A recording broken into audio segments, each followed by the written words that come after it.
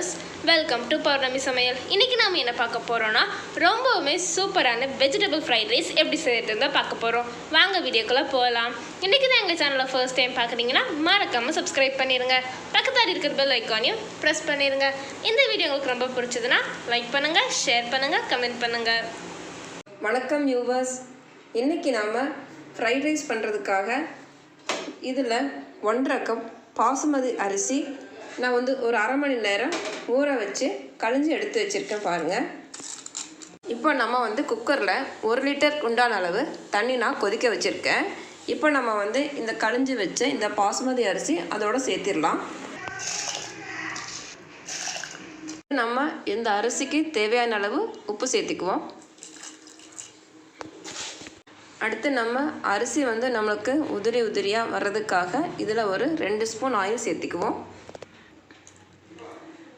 இப்போ நம்ம பாயில் பண்ணுறதுக்காக மூடி வச்சுருக்கோம். A few minutes later. இப்போ நான் இந்த பாசுமதி அரிசி குக்கரில் போட்டு ஒரு 10 நிமிஷம் வேக வச்சு இப்போ வடித்து வச்சுருக்கேன் பாருங்கள். ரைஸில் இருக்கிற தண்ணியெல்லாம் நல்லா வடித்ததுக்கப்புறமா நான் ஒரு பிளேட்டில் போட்டு இது நல்லா பரப்பி வச்சுருக்கேன். அடுத்து நம்ம ஃப்ரைட் ரைஸ் பண்ணுறதுக்காக ஒரு 3 ஸ்பூன் ஆயில் விட்டுக்குவோம்.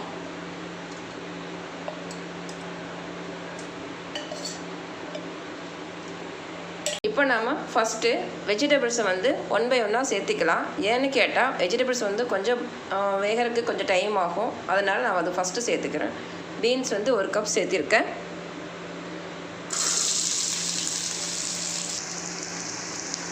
அடுத்து கேரட் 1 கப் சேர்த்துக்குவோம். 2 கேரட்டாக நறுக்கி வச்சுருக்கேன்.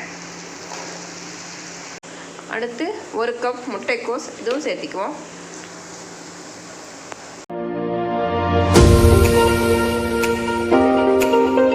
இப்போ வெஜிடபிள்ஸ் எல்லாம் ஆயிலையே ஃப்ரை ஆகிறதுக்காக நான் ஒரு லைட்டாக கொஞ்சம் ஃபஸ்ட்டு உப்பு சேர்த்துறேன். ஒரு 5 மினிட்ஸ் இந்த தட்டு போட்டு சிம்மில் வச்சு மூடிடுவோம். 5 minutes later. வேகும்போது நம்ம இந்த பெரிய வெங்காயத்தை இதோட சேர்த்துருவோம். இது ஒரு மீடியம் சைஸ் அளவுக்கு உண்டானது.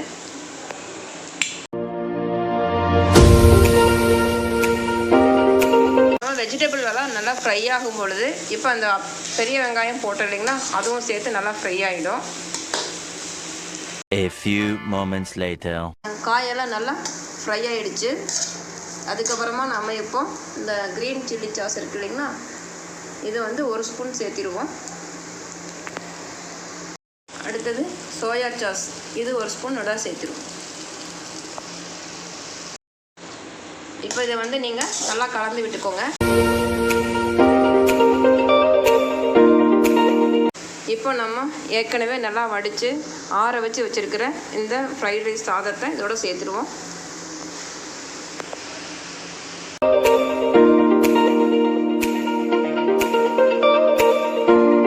இப்போ நெய் ஊற்றிக்கோங்க. இப்போ நெய்யில் கொஞ்சம் முந்திரி பருப்பு வறுத்து நம்ம சாப்பாடோட கொட்டிடலாம்.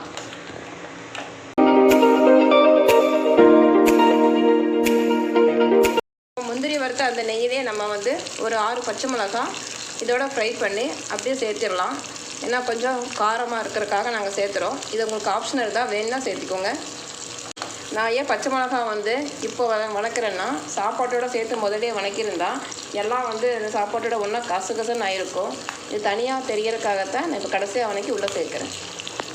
இப்போ நான் பச்சை மிளகாய் கூட ஃப்ளேவருக்காக லைட்டாக 2 கிராம்பு 1 பட்டையும் சேர்த்துருக்கேன். இப்போ நான் இதோட எடுத்து சாப்பாட்டில் போட்டு மிக்ஸ் பண்ணிடுறேன்.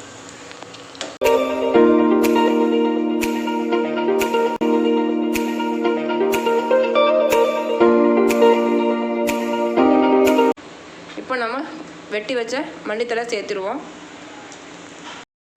குருமிளகு கொஞ்சம் இதோட சேர்த்துருவோம். அவ்வளோதான். இப்போ நமக்கு தேவையான சூப்பரான சுவையான ஃப்ரைட் ரைஸ் தயாராகிடுச்சு. நீங்கள் நிச்சயமாக அதை ட்ரை பண்ணி பாருங்கள். உங்களோட கமெண்ட்ஸ் எங்களுக்கு கண்டிப்பாக அனுப்புங்க.